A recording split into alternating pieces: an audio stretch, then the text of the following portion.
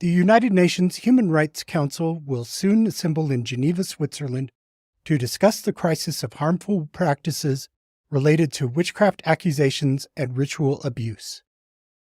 In many nations, literal witch hunts continue to plague society with banishments, violence, torture, and death directed at innocent people accused of an impossible crime. These accusations and extrajudicial punishments are often directed at vulnerable people, notably elderly women, children, the disabled, those with albinism, and indigenous persons. Each year, thousands of people are targeted. They live in nations around the world on every populated continent. If they are lucky enough to survive, they face an uncertain future. From roaming village to being placed in prison, or so-called witch camps, for their own safety, their lives are never their own.